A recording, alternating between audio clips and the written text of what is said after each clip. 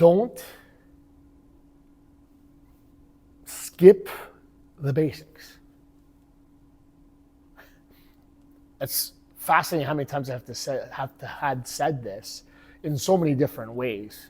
And I keep trying to come up with ways to think about, people skip the basics, and that's why they struggle. People are worrying about third or fourth or fifth step before they even started the first step. It was interesting because I was even talking to a fellow coach, and they were looking at a program for one of a client of mine, and they're like, why isn't this client scheduled each day their workout? And it's funny because as a trainer that started out as a coach, I would say, yeah, everything should be scheduled. This is the first 3 months. And that's such an idealistic view of humans. Not to disparage people, but life gets in the way when you're trying to get to your goal. So if you're focusing on the details and not the basics, that is where you're failing. Coming back to that story, it was like, the reason why I cannot schedule a workout with that particular client is that they were not even consistent enough. They had planned to come in and start 4 workouts a week.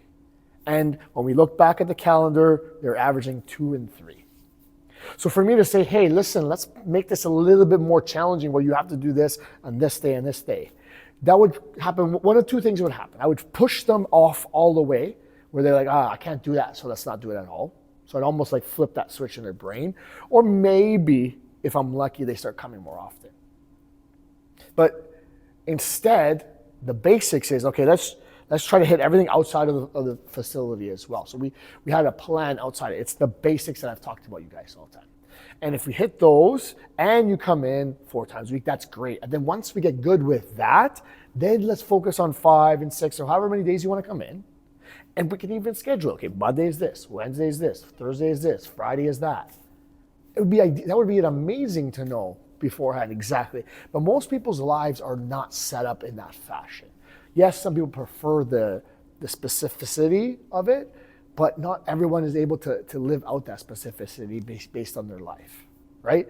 People skip the basics. And I was trying not to skip the basics with this particular coach or client, and the coach was questioning me about it, which is fascinating because I've learned this almost the hard way. I've tried to even make it too complicated for some people.